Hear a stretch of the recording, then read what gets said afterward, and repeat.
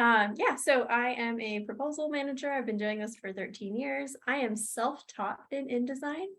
So all of you newbies who freak out when you open InDesign, I've been there, done that. I know exactly how it feels. We're going to walk through it today, and hopefully you will be less intimidated by it when we're done. Let me share my screen.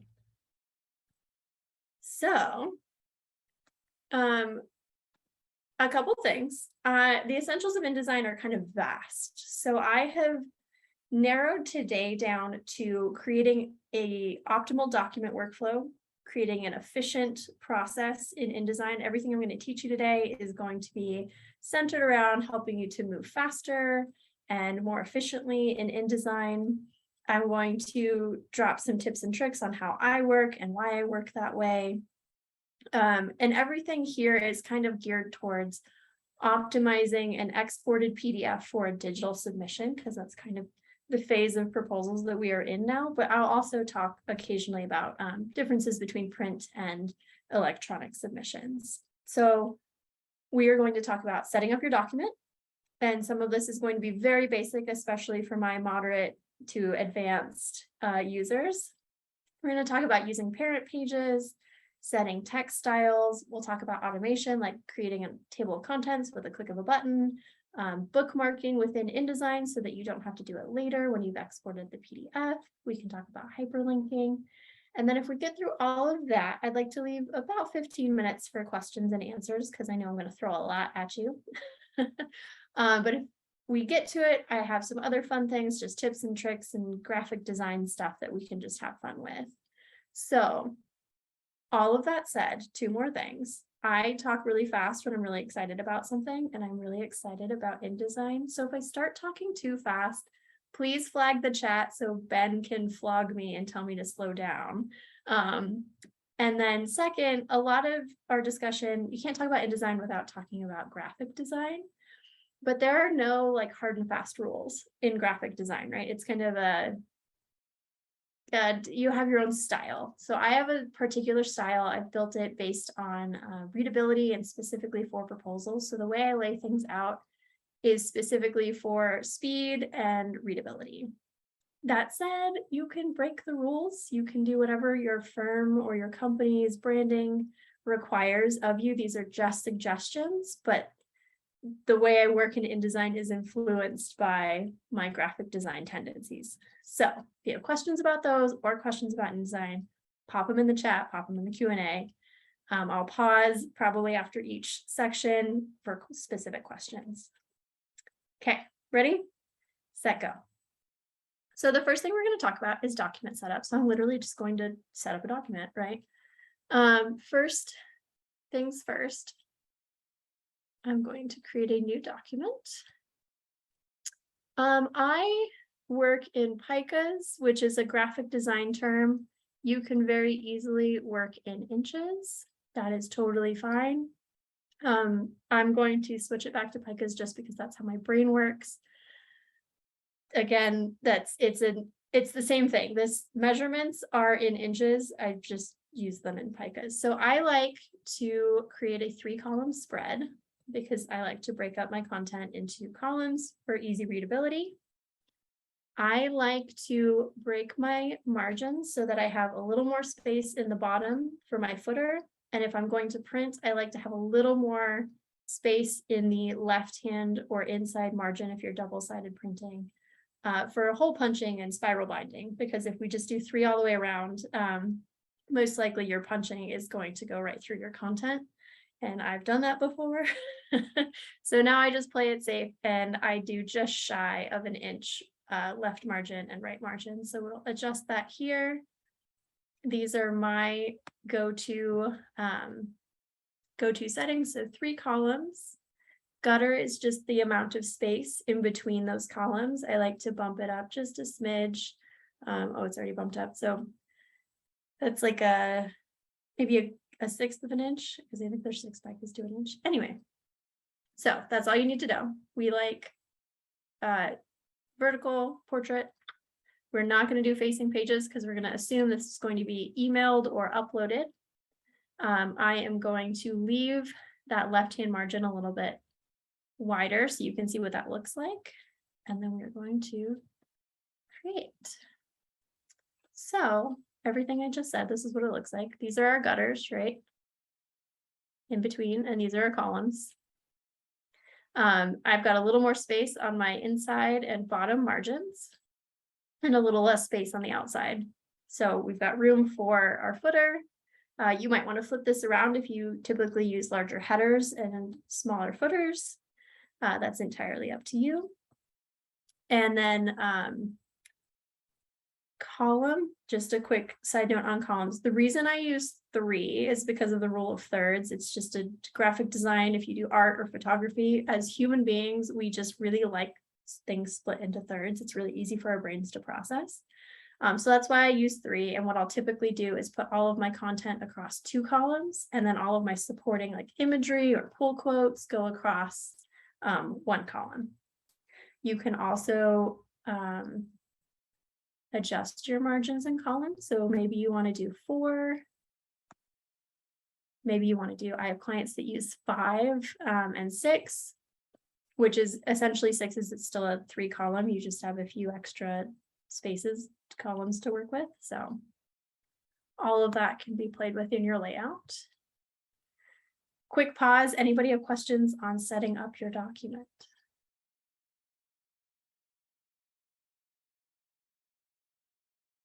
It looks like no, but it also looks like people have made the same mistakes that I have. So hopefully if you haven't made them, you won't make them because I've already made them for you, or we've already made them for you.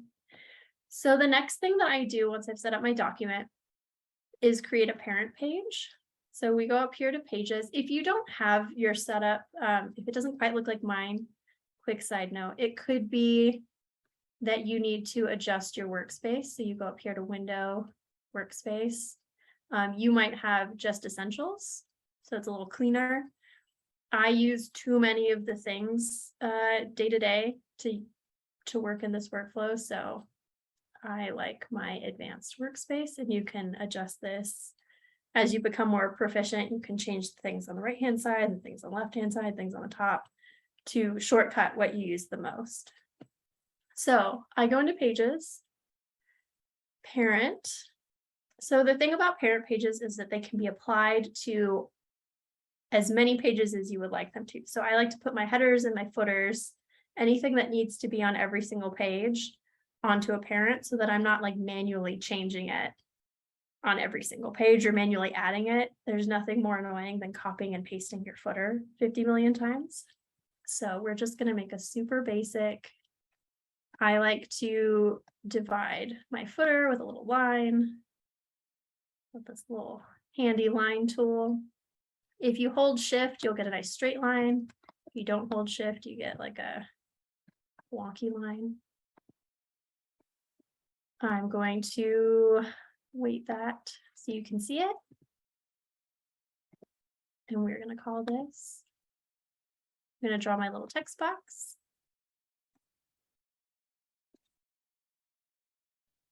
Footer.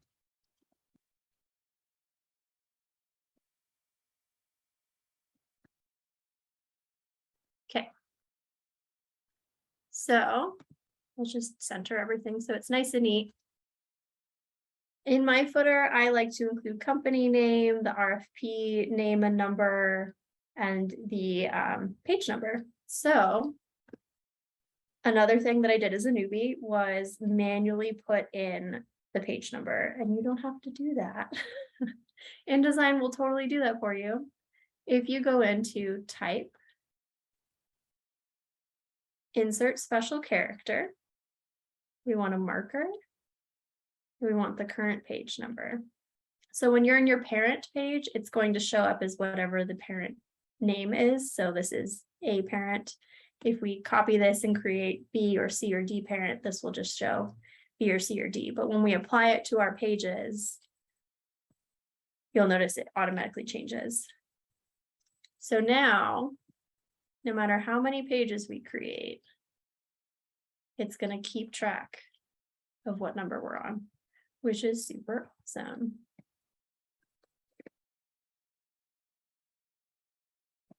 Okay. Oops.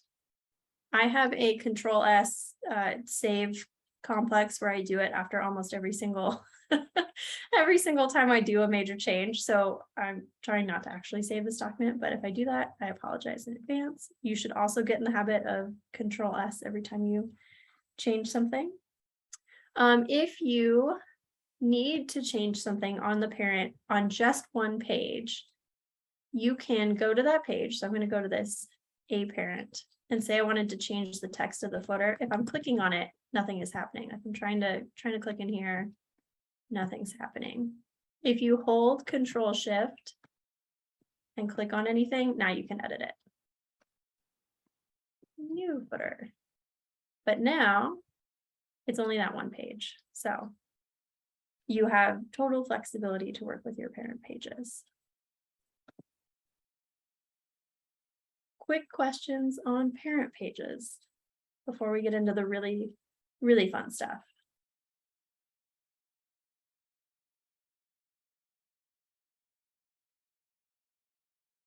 No, excellent, cool. You can create more than one parent. I often have more advanced bids where I need a different footer for each section because I put the section title on it.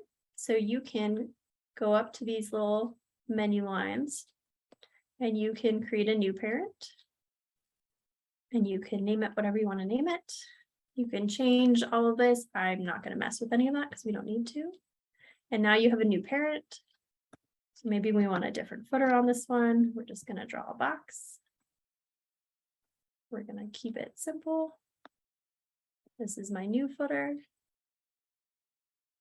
The best thing ever about InDesign is that you can just drag and drop your parents onto whatever pages you want to apply them to. So if I want to change this page 2 to A parent or B parent, all I have to do is drag.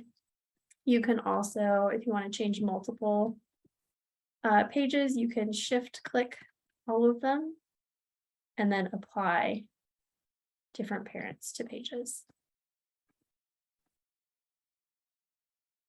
And anything that you have unlocked on your document, so we unlocked this footer before, is now part of that page. So it's going to stay. So I'll make it go away. But I actually want these to stay clean and simple. So again, with the Control S. So I will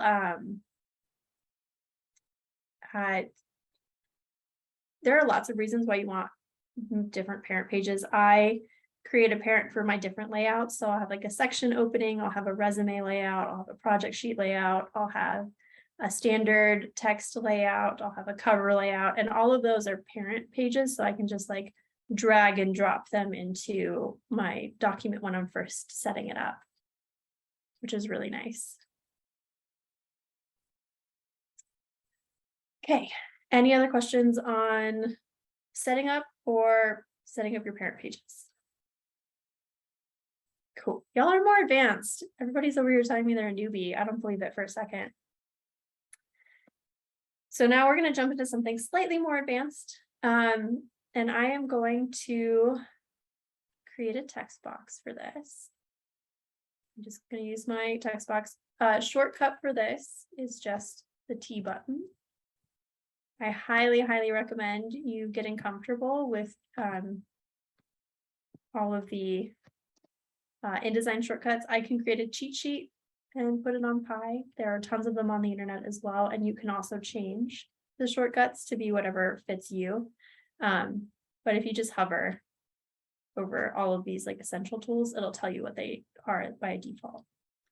So I'm going to fill with placeholder text for now. So this is some really ugly Latin, pseudo-Latin, and it's this terrible Minion Pro font, which is the default, and I can't stand it. So we are going to Control A to select all of this, and we're going to change it to something a little bit nicer, like Arial. I like 10-point font. I think it's easy to read. but also looks nice in a layout. Again, always listen to your RFP or the requirements of your brand. Sometimes they want 11, sometimes they want 12 times New Roman. I think that's gross. I try to break that if I can, but there's usually a reason for it. So if the RFP dictates something else, we are going to talk about how to very quickly change what your text is as we're about to set it up to whatever the RFP wants. So we're just going to assume that right now we get to play in anything we want when we get Arial 10. You'll notice that there are no spaces between these paragraphs. Standard inclination is to manually go in and hit enter after each one. That can be really annoying. It can also be really inconsistent. You might miss a paragraph. I do that all the time. So what we're going to do is go up to this little paragraph button on the left-hand side. And we're just going to adjust the spacing between paragraphs with this little thing right here. I don't actually know what this tool is called, but that's okay. And now all of your paragraphs are evenly spaced with a space in between, which is great. But if you create a new text box and you start filling it with stuff, it's back to that ugly Minion Pro. And we don't want to go through the Control A, Arial 10, adjust the spacing every single time, right? So what we're going to do is create a text style. So I am going to create a section heading.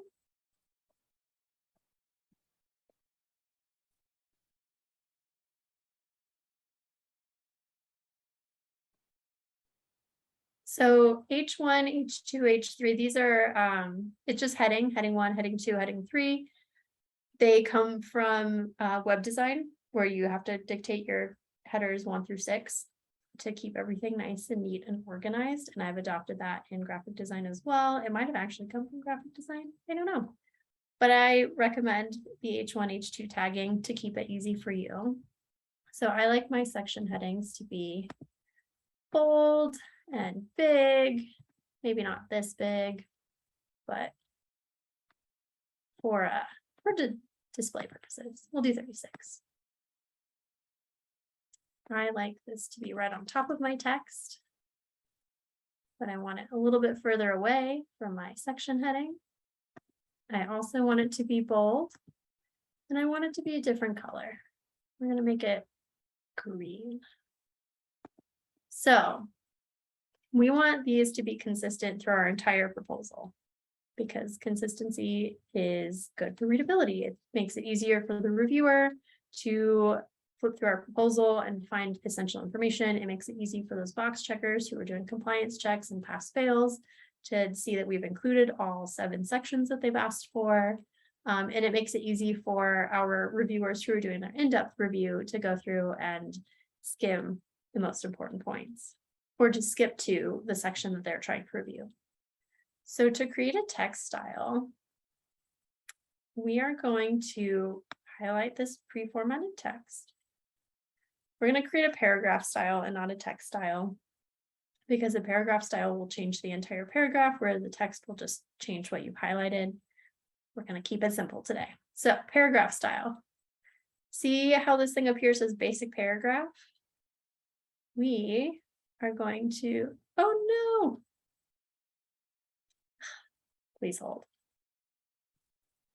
I have to move this menu bar. Can I move this menu bar? Yes, perfect. Okay. So this little paragraph thing next to basic paragraph, we are going to create a new paragraph style. We are going to call it H1 section heading. And we're going to apply it to our section. We're not going to mess with anything else because we've already formatted it in our document. And now this is anytime we create a new text box and we apply that drop down to it, it's going to format this way. And I'll show you why this is super important in a second. So first, I'm going to create our H2,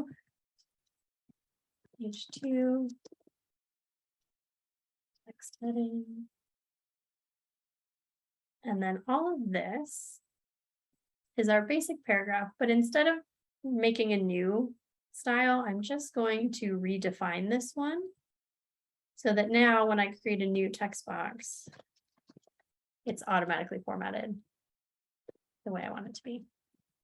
You can create a new text style.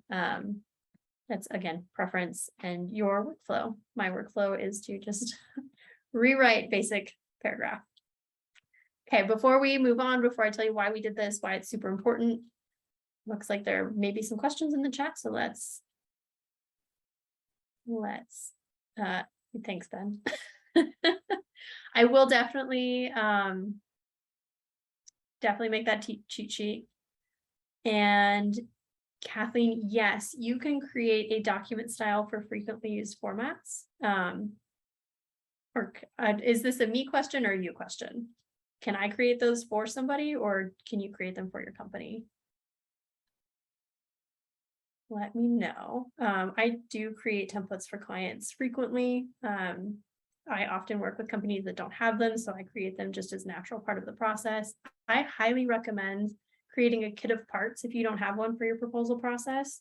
So go through just like we're doing right now and create an InDesign document just like this and decide like what all of your proposals are going to look like, what all the section headings are going to look like, what all the subheadings are going to look like, what your paragraph. Yes, you can. So the question is, can you create a document style for frequently used formats like cut sheets, resumes, project summaries that can be used as a template? You can. That's again, if you create a kit of parts and you create these pages and put them on the master or the parent pages that we were talking about earlier, you can always just go back into your kit of parts and use that as your template. You can also save an InDesign document as an INDT file, which is an InDesign document template file. So it will automatically open up as this untitled document. And what that does is like you have your InDesign template, and if you open it after you've saved it and closed it out, it'll open this new untitled document pre-formatted for you. So if you create a project sheet template, InDesign template document, and you open a new one, it creates a new file for you to save. So it won't save over the past one, if that makes sense. And Roxanne is a genius and puts her kit of parts in Adobe Creative Cloud, which makes it easy for everyone to access if you're working parts of a team. Highly recommend that. Okay, so we've made our text styles, we've made our section headers, we have made our headings, subheadings. I like to also create quote or caption text styles as well as question text styles, because I copy the question from the RFP straight into my document. So it's super easy for the reviewer to find exactly what they're reviewing or to understand what they're reviewing. That's a me best practice. I've seen plenty of really great proposals that don't do that. So those are the ones I use. For right now, we're just going to use one section, two section, and paragraph. So the reason that we do this is so that one, as we add new content, it is automatically formatted to match the rest of the rest of the content we've already dropped in. But also, say you do get an RFP that asks you for a 12-point Times New Roman body copy. You can go in and change this to Times New Roman, 12-point font. And then to change all of the other text that has this text applied to it in your document, you just have to redefine the style again. Boom, 12-point font. So instead of manually going through a 30, 50, 100-page document and changing every single bit of text, anything that has a style applied to it, if you change or redefine the style, it will automatically apply it to anything that has that style applied to itself, if that makes sense. But we're going to get rid of the icky Times New Roman because I find it difficult to read. Again, with the Control S, I'm sorry, I'm going to do that a million times today. So we're going to set up a couple of extra pages. Where we have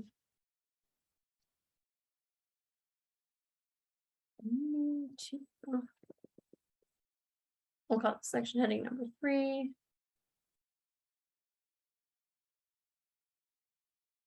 Section heading number 2. And this will be section heading number 1. The reason I'm going to do that is because we're going to move into the automation phase of the presentation, which is my favorite part for electronic submissions. So really quickly before I do that, it looks like we've got one more chat really quick. Oh, thank you.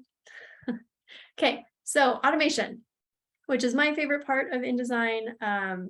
This saves me so many headaches after exporting PDF, especially with electronic submissions now that need to be bookmarked or hyperlinked or optimized in some way for export.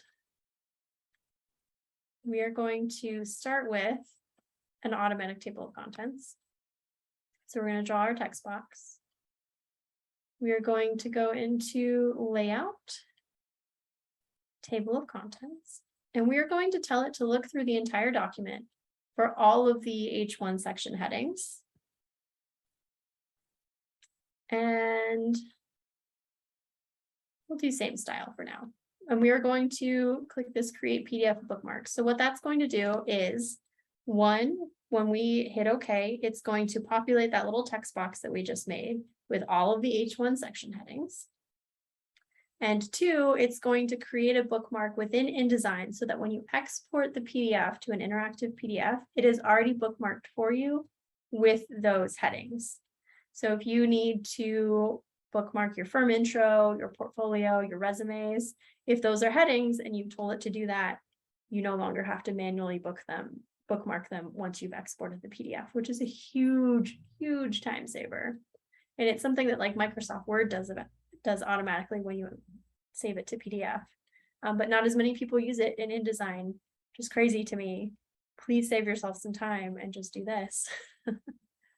So we're going to run that. We're going to drop it into our text box here. But this looks really awful and ugly. It's not really a table of contents. So what we're going to do is also set up a text style for this. So we're going to drop this down for readability purposes, just a 14, maybe 10 to be consistent with the rest of your document. We are going to go to the tabs, type tabs, and that's going to push our numbering out in our table of contents to wherever we want it. We can just like drag this little arrow around. And then we can do some leader lines with a little period, or if you want, you can do an underscore, hyphen, whatever suits your fancy. Okay, and then we will create that text style. So new paragraph style. I'm going to call this table of contents.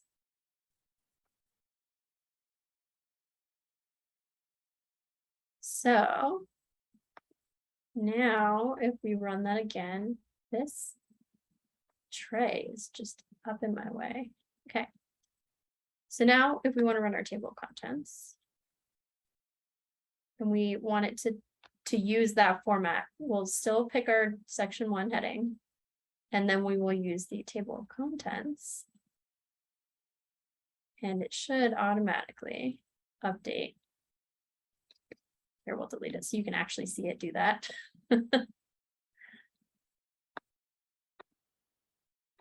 To exactly what we told it to do. Ta-da! Every time. So you can run your table of contents automatically every single time you export a draft, just to make sure all of your pages are up to date. You can add your subheadings. You can add those subheadings to bookmarks. This is just like the biggest thing that changed for me in like the last 2 years was automatic table of contents. So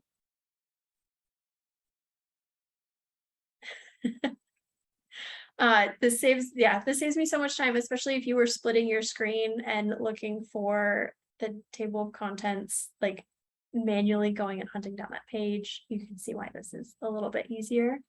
You can also manually add bookmarks. So if you say don't want your section 2 or your subheading in your table of contents, but you need it as a bookmark, you can highlight this text and you can go over to your bookmarks. And if you don't have something in this sidebar, it is always somewhere up in the window area. So we go to this. We're going to create a bookmark. You can see here, these are all of the bookmarks that InDesign has automatically added for us when we ran our table of contents automation. We are just going to hit this little plus mark, and it has created a text anchor, which means it has bookmarked this specific piece of text. So if this piece of text moves like 5 pages forward or 8 pages back, it doesn't matter. The bookmark stays with the text, which is also wonderful and beautiful and automatic. And then you can drag this underneath whatever you want it to be underneath if you want it to export this way. You can also hyperlink text. That's essentially what InDesign is doing for you automatically right now, is creating a link between this section heading and the table of contents text, right? You can do that manually as well. That's a little more advanced, but you can also create a hyperlink. And then you can go to your text, table of contents. And if you wanted to manually type this in, I don't know why you would do that. For table of contents, I do it if I reference a person in a narrative and I want to hyperlink back to their resume, for example. But I can create a no, well, it's not gonna let me. New hyperlink. And then I can add it to that text anchor that we just created. And if you export to PDF and click on this, it will take you to that hyperlink that you've just created. So again, I wouldn't recommend it for table of contents because it does that automation on its own. But if you want to link between like a featured project that you mentioned and maybe your technical approach and you have it in your portfolio, if you want to link your executive summary to content later on in your proposal, I do that as well. Like I'll say, look at pages 20 through 22 for our approach to your project, and then I hyperlink pages 20 to 22 to the technical approach. So it's really easy for anybody with that PDF to just hop where they need to go. So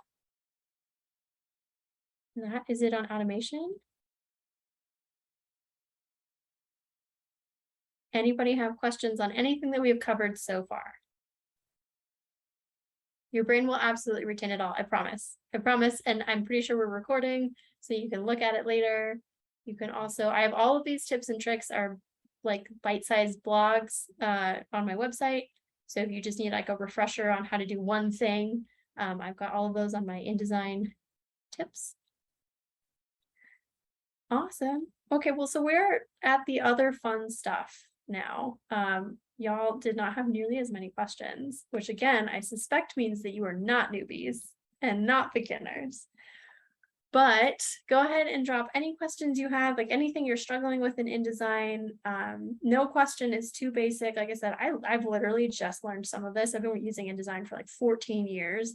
Some of these things I've just learned in the past year or two. Like the table of contents automation, I learned last year. I've been doing it manually for 12 years, guys. So let me know if you have other questions. If not, we're just going to walk through some of my other favorite shortcuts. I'll give you a second to think. I don't see anything in the Q&A. I don't see anything in the chat yet. No, we're good. We're good. All right. Okay. Y'all, this is crazy. Normally I have like a million questions. So my other favorite tool is to drop in a multi-page PDF. So I'm sure you've got an RFP that has like 20 pages of forms in it, right? And you are trying to figure out how to get those 20 pages of forms into your document. There are a couple ways to do it. You can separate that PDF out into 20 individual pages and drag and drop those into your file. You can place, so you can Control D is the shortcut for placing a file, and drop each page in individually. Or you can run this neat little utility piece of code. So if you go up into Window, which is your best friend, you go to Utility, you go to Scripts, and you place a multi-page PDF. It's probably going to pop up with some recently placed client RFP stuff. So, yep. So we're going to go to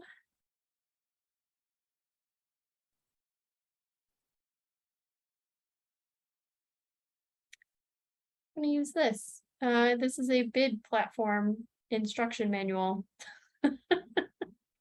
We're going to place this multi-page PDF in our essentials, or in our new document, sorry. We are going to say, okay. We're going to say, okay. We're going to tell it we want it to start on page 4. Ta-da. It is now magically adding in 12 pages of PDF. Ta-da. Amazing.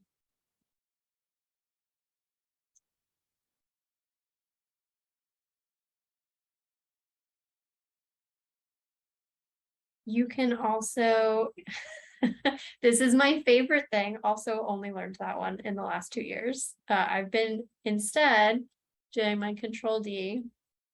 I've been placing, so I'll just say I have to place this, show import options. I've been telling it to place all of my pages and then going through one by one, which is obviously a little bit slower.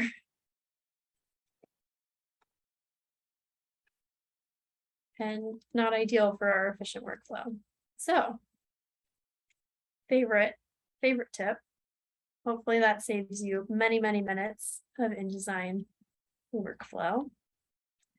Another thing, I'm just going to start going through all of the common things that I don't, people often tell me, oh, I didn't know I could do that.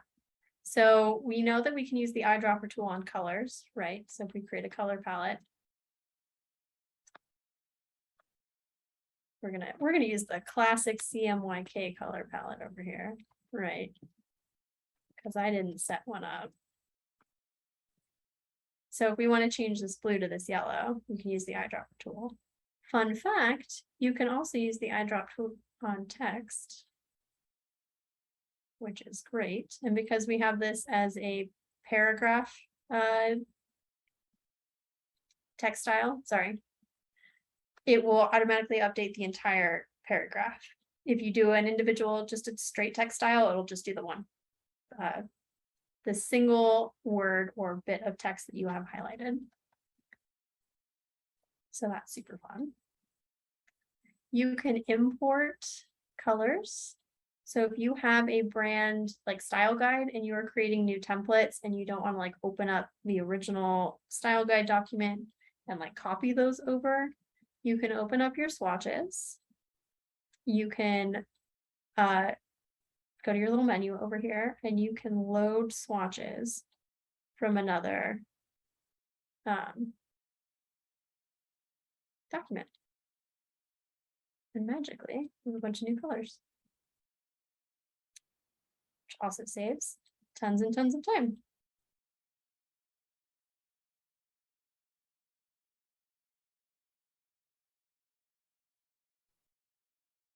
Roxanne makes a really good point in the comments about forms and dropping them into the frame inside the margins and then blowing them up to get rid of white space. I will also do that because when you drop them in, sometimes the fonts are just really, really small. So I'll, this isn't really a great example, but I'll move it so it's bigger inside the margins. And I also, depending on the form and the RFP, like to show my footer. So I'll shorten and get rid of the RFP footer so it shows my footer just for consistency. It's just I think it's just like one of those tiny details that shows that you have paid attention to all parts of your proposal and your design. I was about to Control S. I'm not going to do it. Other shortcuts that I really love, Control B. So if you have a text box selected and you Control B, you can adjust the spacing on the inside. You can change the number of columns.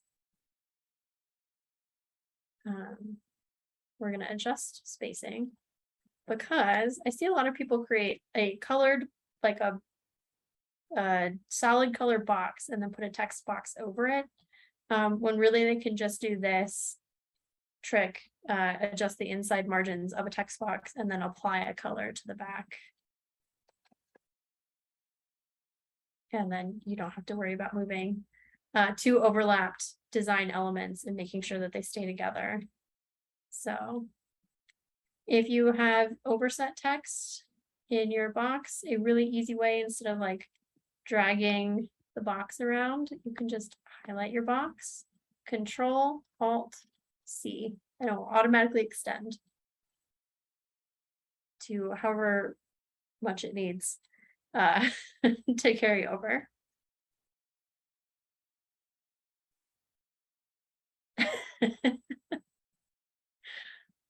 Let's see, what else do I do that is, again, I'm so sorry. Bad habits, good habits, I guess. Y'all had way less questions than I expected. So what else can I give you? Yeah, give us the good stuff. all the hidden secrets. These are my tips. These are what I use all the time. I'm giving you the best ones. Switching back and forth between edit and print view. So where you can see all these lines and stuff. This is like your document view, and if you drag your like margins and alignments around and stuff like that, those don't print, right? So if you hit W, it'll show you what it's going to look like when you print, and you can just toggle back and forth. So you're going to say something? No. I mean, while you're hunting around for a tip, but is there, like, why did you get started with InDesign? Was it just something that was offered to you, or did you like have a apocalyptic fit when you tried to use Word? I started working for an architect in college, and they were migrating from PageMaker, which was InDesign's predecessor, into InDesign. And they pretty much were like, we don't want to deal with this. This is really cool, but we don't want to deal with this. Will you take care of it? But also, we're not going to give you any training. Figure it out. So I migrated millions and millions of templates, probably not millions, probably 100 templates or 200 from PageMaker into InDesign, and then slowly started playing with the brand and playing with full proposals, and then just poking around in it. And really, I'm never afraid to break things, so I just push buttons and see what happens. And have you compared yourself against a counterpart for someone trying to make something in Word versus you making something in InDesign? Do you feel? I will pick InDesign hands down every single time. I have clients that use Word and clients that use PowerPoint, and it hurts me to watch them struggle to do things that would take about 30 seconds in InDesign. Okay.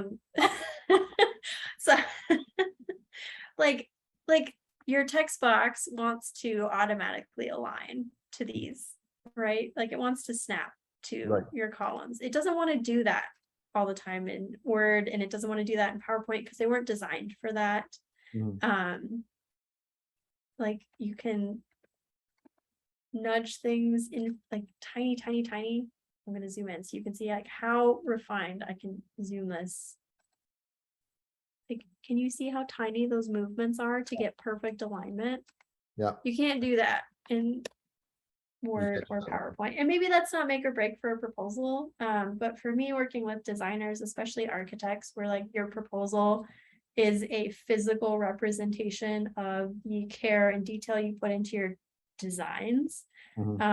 It's pretty important for us to have everything aligned and nice and neat and orderly. And I just, Word and PowerPoint aren't at that point yet for me. So and sometimes I feel like I have a second career of like troubleshooting document controls inside Word for my clients. So what are the troubleshooting tips when like, is there something that happens? Like, is there the equivalent of I shifted this image and now my entire text is out of alignment on InDesign, or no, you don't encounter those problems because the tool itself is so robust? Or I feel like they're easier to fix. The most common troubleshooting issues I come across with in InDesign are like if it starts to lag or the document size is like massive. And InDesign document sizes are just naturally bigger than Word. You can save as the document and save like just save as and title it something like new or updated, and it will like defrag or decompress itself. Like it'll figure out all its kinks and stuff and recompress the file. It'll dramatically shrink the document size, and it should get rid of any of the artifacts and the lagging that's happening, and like it'll just debug by itself, which is what program does that? yeah, fair enough. Like the tool is basically healing or self-healing almost. Yeah, you just tell it like, hey, I noticed that you're running a little slow today. Let me save you as a new file. And it's like, oh, okay, like, let me fix things. Another thing that happens often is broken links. So when you put a picture into Word, it embeds that picture within the document. When you put a picture into InDesign, it links it to wherever that picture is on your computer, your server, or whatever cloud you have imported it from. So if you move that picture from that location on your computer, or if someone sends you an InDesign file and they have included a picture that is maybe on their desktop, but they haven't sent that to you, that picture is not going to show up in your document. Or it'll be really low quality. So you need to package your files when you send them. So all that means is you go to File, you package, and InDesign will automatically create a folder that has all of the fonts that you've used and all of the pictures and links that you've used in one nice neat little folder. You zip it up and you send it to your partners so that nothing is ever broken. If somebody internally moves links around on your server, you have to relink them, which is really annoying, but fair enough. And I see a question in the chat. Oh my goodness, from Anne Quigley, all the way back. How do you manage last minute edits from stakeholders that don't have InDesign? A few ways. So I try to get all of my clients to do the majority of their content writing and editing in a more accessible form, like a Word document or a Google Doc, before I put it into InDesign. So that there are not as many edits in InDesign, because once I've got like the layout set, if I get significant text edits, that takes a really long time to deal with, to work with. You're changing layouts around, you're playing with the font, you're trying to squeeze in, a few more words and a few more lines, and you're playing with like the spacing, and it just gets to be a nightmare. So I try to make sure that all that content is set before I drop it into InDesign.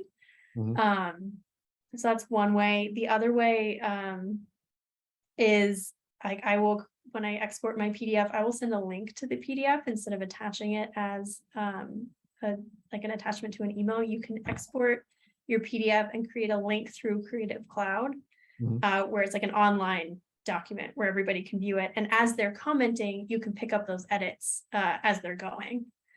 So that helps me also stay ahead, because I will check and see every, hour or two if I know that we're on a wire, and just start incorporating the edits as they're editing. That way we're doing it simultaneously.